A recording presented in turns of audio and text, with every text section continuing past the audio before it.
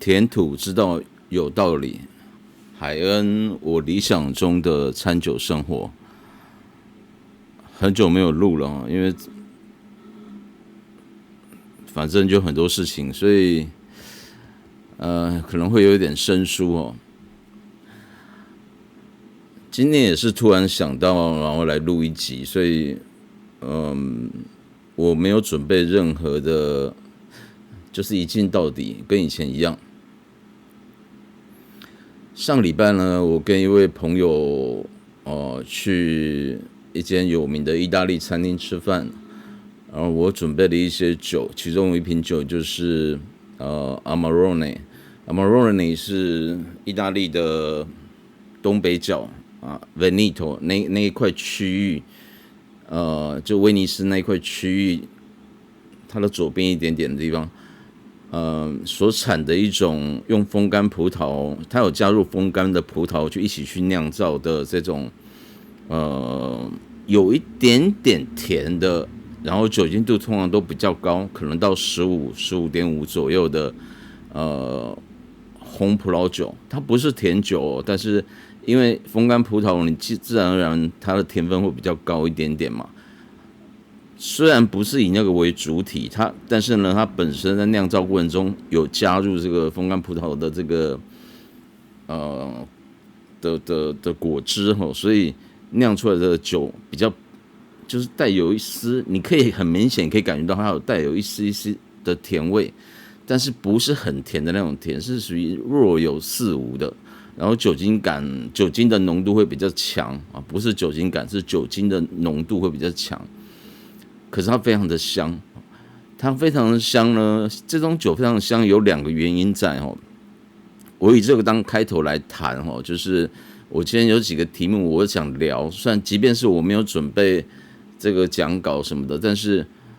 我用这个来当做一个开头来聊。这个葡萄酒为什么会非常的香呢？Amarone 是 A 前面那个是 A 开头 ，Amarone A 开头在我们讲说这个车子开车嘛，开车有所谓的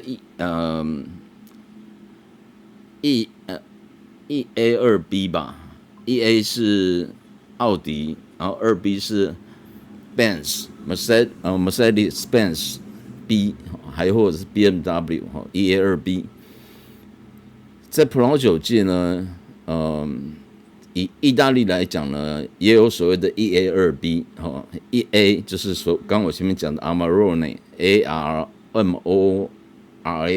吧 RONE 吧 Amarone。2B 的话就 Barolo 跟Barolo Barbaresco， 这个算是一个 B 因为他们是同一个产区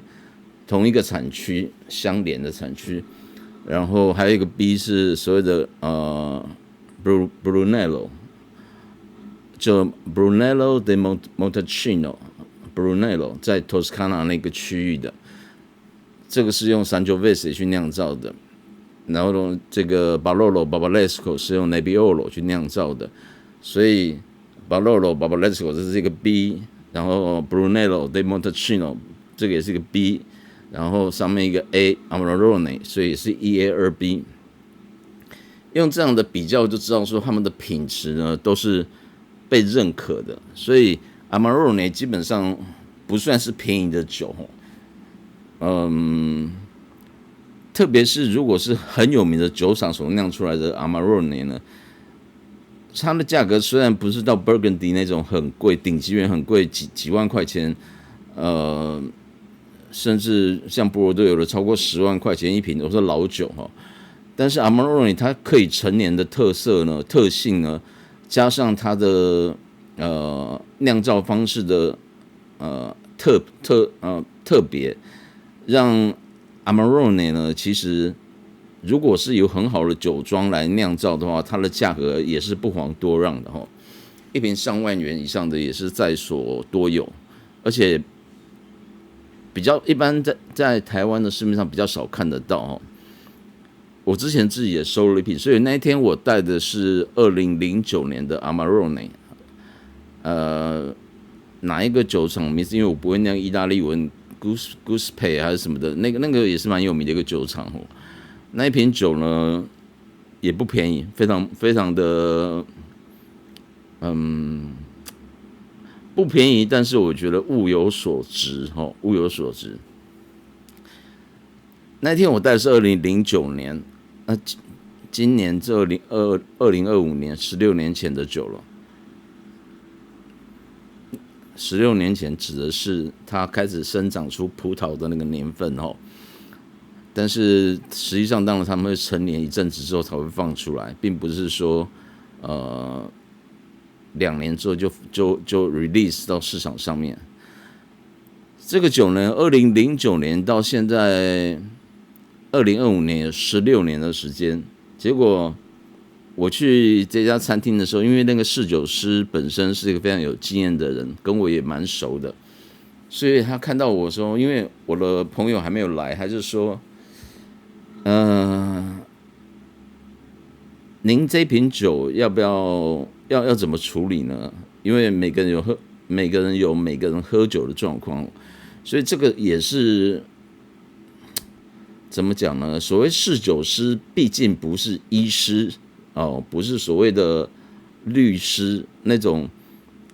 他虽然也有专业，但是比方讲医师的专业呢，可能是会影响到你的生或死的问题，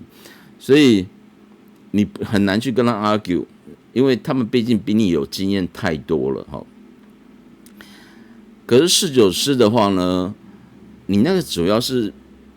怎么讲？是食物的部分。所以食物的部分呢，我们可以很简单的讲，就是没有什么对错哦，每个人的喜好不一样嘛，所以不要把自己的观念强加在别人的身上，这是我觉得侍酒师非常重要的一个点。当然，你可以善尽你的提醒的义务，依照你的经验，比方讲说某些酒它就需要decant， 或者是需要先跟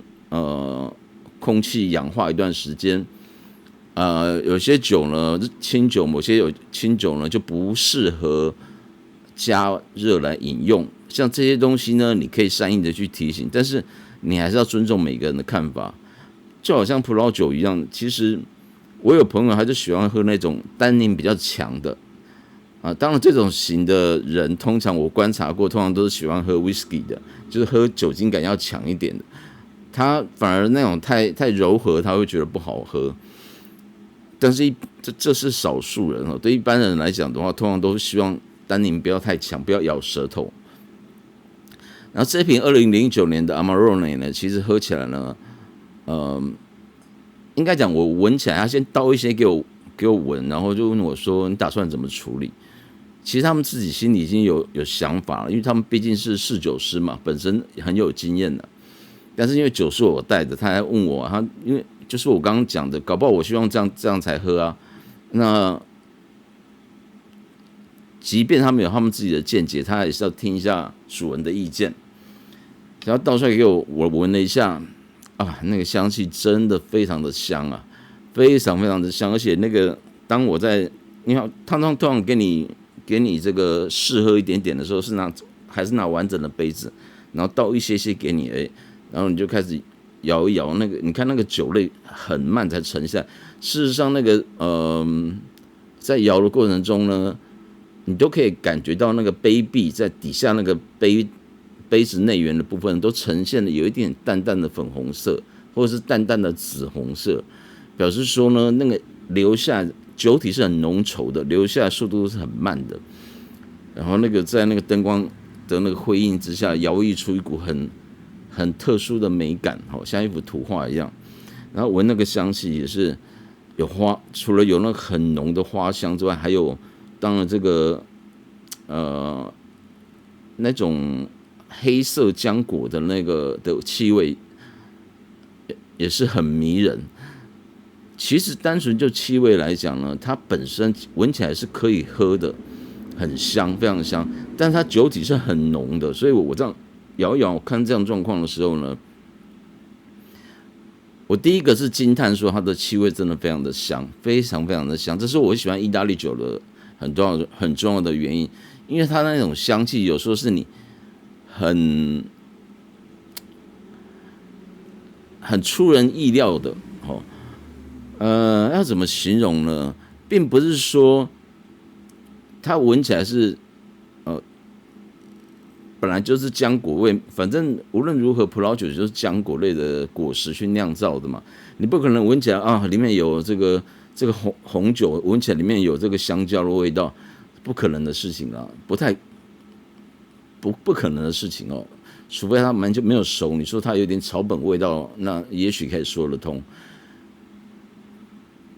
但是你如果说他们的味道都一样吗？也不能这样讲。就意大利酒往往会给你一种出乎意料之外的一些感受。如果说是不一样产区、不一样的葡萄品种，特别是他们原生种 （indigenous 的原生种的葡萄品种所酿出来的酒呢，那个气味就会打破你对某些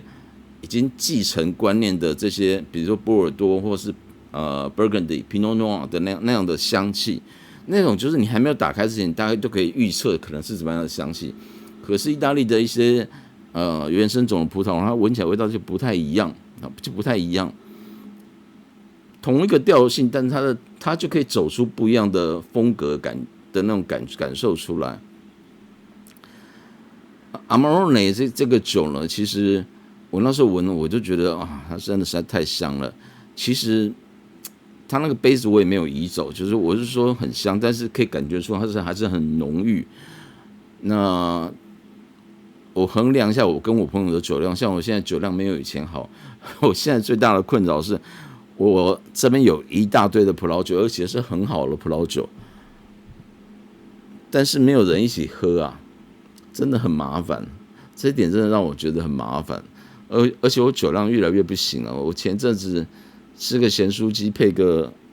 500ml 吗？那种大的那种啤酒，铝罐装的那种。吃完一包咸酥鸡，喝完那个啤酒，其实我很少这样吃啊，因为我知道这种东西对身体不太好，所以我一年顶多1-2次这样。可是可能因为我太久没有喝葡萄酒了，没有喝酒了，结果就再一喝下去，整罐都喝完，因为天气热。马上就有就是好像快要晕倒的感觉一方面身体有点状况二方面是因为太久没有喝，那酒精一下就吸收下去。因为当天其实我早上并没有吃什么东西，下午也只有吃一点水果而已，所以那种酒意上来特别的明显。我自己知道我真正的酒量比较不好，所以当时这个餐厅的这个侍酒师把酒倒一些给我闻的时候，我一闻我觉得它很香，但也看得出来很浓郁，而且 Amarone 它的酒精浓度通常都比较高。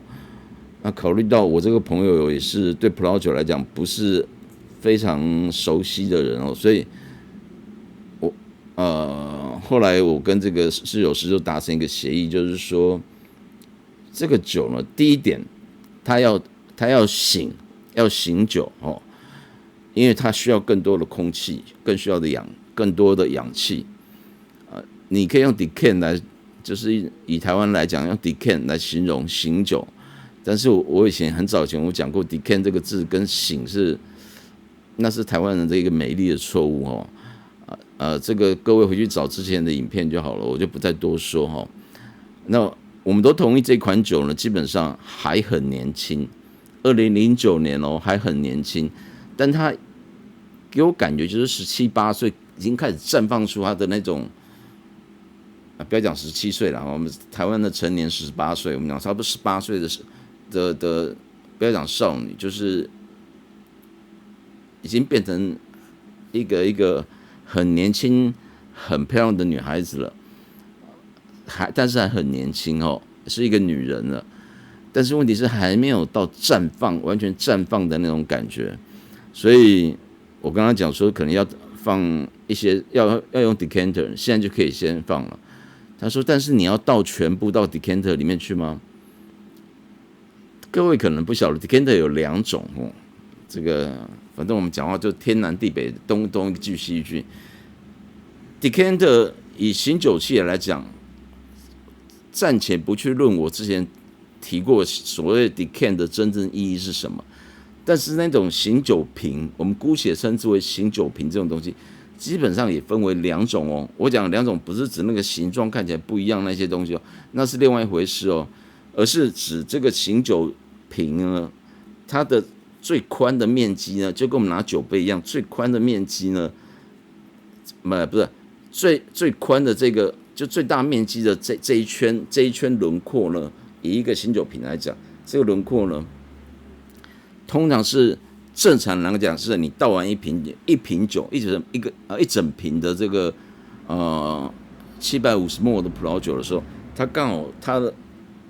好可以在这个最大面积这一个地方把它完全的覆盖满，也就是说让酒能够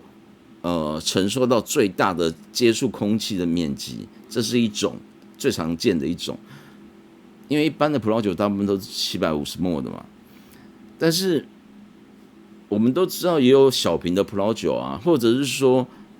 各位可能就不晓得，还有另外一种decanter， 它是比较小一点点的，它比较小一点点，它的中间这个接受氧气面积最大的这个酒体这个body这一块部分呢，其实是你倒半瓶酒下去，它刚好是最大的。就各位可以了解我的意思吗？就是倒半瓶下去刚好是可以的。也就是说你如果要 decant 的话，你可以有750ml 的，你可以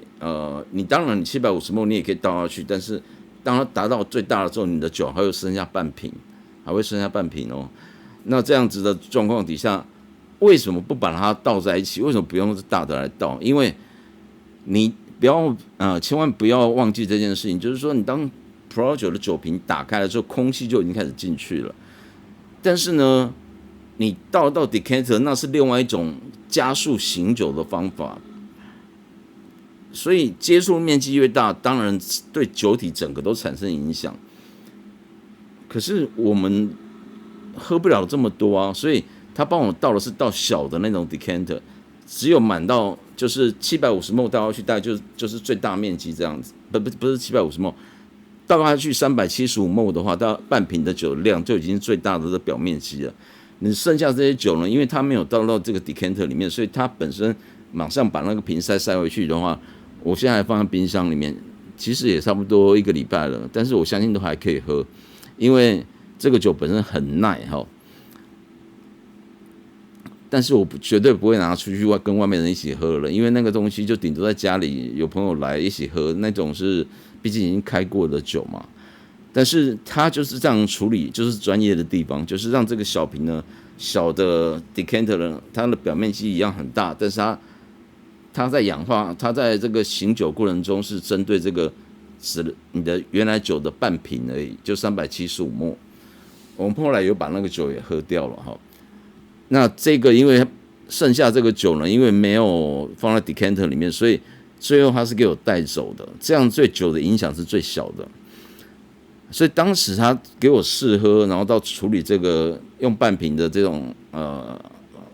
小的 decanter 来弄，都是很专业的处理方式啊。这样你这样要收人家开瓶费才是一个专业的部分嘛。我今天在 Thread 上面又看到有一个意大利的，我不晓得在哪里的一个餐酒馆，我没有吃过他们的菜哈，因为现在上面各个城市的各个都市啊，北中南都有很多这样的店，而且现在年轻人出国学餐酒、学葡萄酒、学清酒的越来越多了，所以对于这方面技术部分我没有办法说太多，因为我没去吃过，我就不讲。我甚至连到他们网站我都没有去看，所以这一点我不是要批评这一点，但是它里面就是在抱怨说，他提到开瓶费一瓶要800块的问题，然后客人而且800块呢是只给你一个杯子，当然一种酒用一种杯子就够了啦，但是他是说一瓶800，然后你带3瓶就是2400，然后以此类推这样子。800块其实以台湾餐酒馆来讲，如果你不是到 restaurant，就是因为意大利的餐厅分好几个等级嘛。restaurant， 当然 restaurant 是英文的讲法，其实他们的意大利文好像叫做 restaurant， 大概是这样，也是跟那个英文很像，只是后面是residenteria 吧 ，RIA 还是什么的，就是这个是最高等级，这种就是基本上就是要穿正式服装去吃饭的。然后接下来还有所谓的 Osteria 是介于最高等级跟往下一个等级地区型的那种的差异性，这也是算正式的餐酒馆，但是它没有那么正式，但是它又比普通的所谓家庭式，不是家庭式，就是一般小馆子来讲，它还要在等级在上面一点点。然后往下当然有所谓的Trattoria T 开头的，就是2-3年前在台北市民大道5、6、7段那边那个餐酒馆跟客人发生定位的这个取消还要收钱这个一个小纠纷的这个问题呢，那间餐厅它就定位成为 Trattoria 的意思，其实我的记法是把 Trattoria 这个 T 呢，把它想成是 table wine 的那种感觉，就是用以酒来形容的，有点像 table wine 的感觉，就意思是说它是比较偏向于我是这一区里面的小餐馆、小餐酒馆那种感觉，它并不强调做得很华丽细致，所以你在进入这些餐厅的时候，你就可以知道说 Trattoria、Osteria， 还有所谓的 restaurant 这样的东西，这个等级呢，上面这个当然是最贵啊，你自己心里要有准备啊。这个是中阶的，然后这个是最地区性的。当然也有完全没有挂这个名号的那种，就很难讲，它可能也许就是很贵，不然的话就是很阳春的也不一定哦。但是它这个 Osteria 这个它收800块钱，我上礼拜去吃的这个餐厅呢，其实在定位上来讲，有点就是 restaurant 的那种等级了。它收500块，而且这几年来没有什么改变。它500块可以提供给我这样子的服务，它并不是只是在他们喝了很多的酒，知道怎么做餐酒搭配而已。细节真的很重要，这个就是一个细节。所以我那篇文章我没有回啦，因为要回什么了？800块也不能讲不对啊，人家搞不好觉得他用的杯子他提供的服务就有这种程度嘛，我不晓得。但是我只是回过头来讲说，这些我上礼拜去的这个餐酒馆，他给我的感觉，他给我的服务就是这么的细致。他甚至连这个酒，他都觉得他能够判断出他不是只有知道这个酒是什么名字，他是怎么酿造而已，而是还没有开瓶前，大概就知道这个酒呢还太年轻，或是正要开始绽放而已。但是他也会礼貌性的让你先喝喝看，因为毕竟我对他来讲算前辈，然后喝喝看，一切就是很国外那种正式餐酒的那种形式，因为我又是主人，所以喝喝看，然后我们讨论结果怎么样，我也尊重他的意见，因为他虽然我是喝过很多酒的人，但是人家也很专心在这一行，他还有餐的这个基础在上面，所以是彼此互相会去影响的。我从他身上可以学到很多，他也可以从我身上学到一些，彼此互相尊重哦。然后那一天就是这样吃喝，过了2个小时之后，等到我们主菜再上来的时候呢，2个多小时，那个酒真的很好喝，非常好喝。可是呢，那一天呢，我不得不这样讲，就是说，因为那个酒体实在是非常 full body， 非常的强，即便他醒过酒了之后，我不是说他的那个单宁会咬舌头，而是说他那个气味就再怎么样，在这个桌上他就几乎就是主角。你后面那个菜，即使师傅去配，他有帮我配菜嘛，那样吃顶多就是变成是一个加分的效果，并不是说所谓的 marriage， 那种 marriage 变成是有一方是比较强势的啊。marriage 并不是代表说一定要两边都一样50-50，不是，而是只要把它结合在一起，凹凸结合在一起，变成一个正方形，应该讲变成一个圆形啊，这样比较好。那就是一个很好的 marriage 啊，而且这个东西还牵涉到每个人的口感哈。就以我来讲，我当天是觉得它这样搭配的是不错的。这个如果要讲搭配的话 ，Amarone 的搭配其实也蛮有意思，因为我刚刚已经形容这么多这个酒的酒体的气味，还有它的 body， 还有它的甚至还带一点点甜，你可以去想说要怎么去搭会比较合适哦。这个各位可以自己去 Google， 这边我也不讲了。它这样搭也没有什么不好哦。然后这个我记得我那天是我们有搭牛排嘛，然后我选的另外一个是鸽子野味 gamey 哦，鸽肉，而且是那个肉处理的刚刚好，非常的细嫩，就是吃起来很好吃，很 juicy 哦。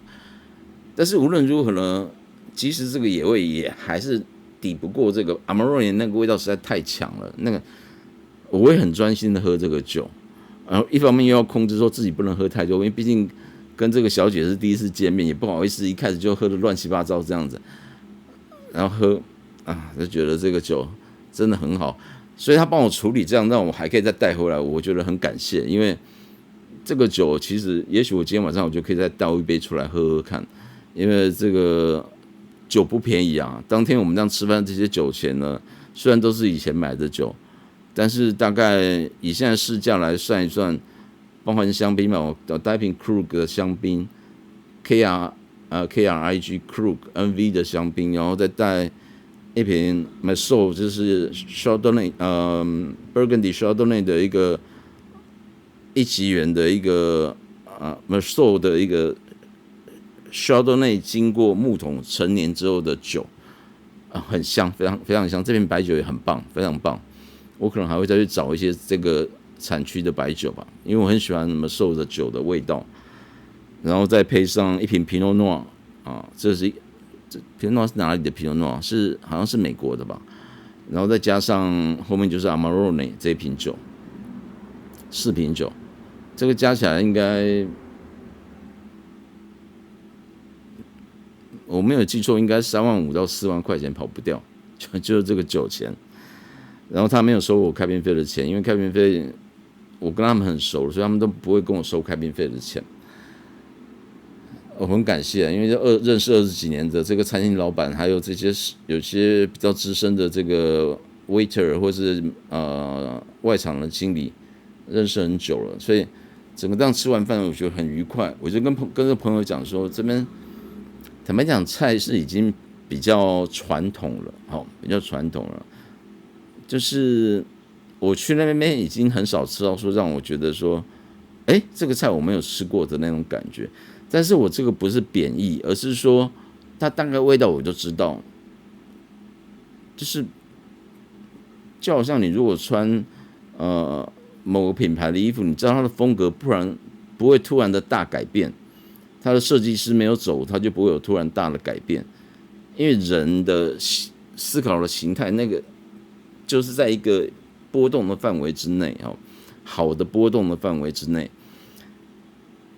那我在那边吃完饭之后把酒带走，然后这个也是一个愉快的一天嘛。那我就想到说，这个餐厅他想收800块开瓶费的问题呢，不能说对，不能说不对。他是说他们的主厨精研喝了很多地区的酒，你喝了很多地区的酒，也喝了我多吗？因为我喝了很多年了，喝了大概25、26年了。而且是很常喝的那种，喝的有这个餐厅老板多吗？这个餐厅老板兼主厨，他有时候还兼主厨。他以前的习惯是每天晚上都要喝半瓶的葡萄酒，不一定葡萄红酒，葡萄酒，特别是意大利产区的。他开餐厅开了20几年了，30年搞不好有了。你喝的有他多吗？我没有讲说是餐厅错的哦，我只是讲说。单纯以喝酒来讲的话，并不能评断你就是一个够格的一个餐酒馆，或者是能够提供餐酒服务的一个具有分量的一个餐厅。基本上，如果我们用到侍酒师，用师这个字，或是 kikisake 那个利酒师这个字呢，我希望能够达到的是，除了你喝个够多的，不管是清酒或者是葡萄酒之外呢，你还要对于餐桌上各项东西都要很了解才可以，很细微的地方才能够看出你跟别人之间的差异。其实又30分钟，其实我本来还想要讲到怎么做餐酒搭配，还有我前阵子看到有人讲说他拿那个白酒来炒所谓的白酒蛤蜊面，然后炒出来，我就回他说：“你这个酒，这个炒起来应该很甜哦，不会很好吃。”他说：“你怎么知道这个？那天他们也不知道为什么，就觉得炒出来的酒呢，就是比较就是甜甜的。然后各位去思考说，这种白酒蛤蜊面里面是甜的，白酒蛤蜊面一定少不了蒜头，然后你又甜的葡萄糖那种甜分，然后再橄榄油再混在一起。”这个滋味实在是很如外星人般的奇异但是他会觉得说，你怎么会知道呢？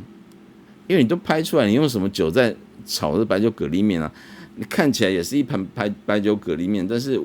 我不用尝味道，我就说这个吃起来是不是甜甜的，是不是不好吃？然后说，当然啦，这是自己煮的东西，不好吃也得吃下去，但是对，是甜酒。他明明就选了他最喜欢喝的葡萄酒、葡萄白酒，然后去炒这个，而且是白酒蛤蜊面，为什么炒出来会这样的结果呢？我后来没有再提了，因为我现在在网络上有时候我觉得稍微点一下，然后我没有权利、没有理由、没有这个力气去解释太多东西，浪费时间而已。你能够体会就体会，不能够体会的就不能体会啊，你就自己慢慢去摸索啊。原因很简单，它用 Moscato，Moscato di Asti Moscato MOST CATI MOSCATI Moscato， 各位可以去查 Moscato 这个东西，这个是你可以把它归类为白酒，也没什么问题。但是我好像没有喝过 Moscato 完全没有甜味的 Moscato， 因为 Moscato 基本上一定会带。它的法定产区里面就规范它是要有甜味的嘛，所以它是甜酒，只是很甜跟没有到那么甜的这种差异性而已但基本上无论如何还是甜酒，所以你在炒弄的过程中，其实坦白讲就有点像是白酒一般的干白酒，再加糖，加了一大堆糖去炒蛤蜊、蒜头、白酒蛤蜊面，应该讲甜白酒蛤蜊面吧。就是这样，所以你一开始选用 Moscato 就不对了。你如果是选一般的干白酒 dry 的那种干白酒去炒出来的东西，然后你说我再来配这 Moscato 可不可以？可以。那这就牵涉到另外一个问题，你要怎么去？你是要先吃一吃就喝，还是一面吃一面喝？那是另外一个属于饮料和配肉的问题。这个东西也可以谈，也是一个很大的一个主题。我之前有写过一篇文章。也许下次我用念的，因为很久没有聊这个东西，今天讲的有点结结巴巴的，但是慢慢的开始吧，因为我的灾难的日子呢，已经开始慢慢的我希望能够收敛，能够结束了。但是其实这阵子其实牺牲的非常的大，真的非常的大。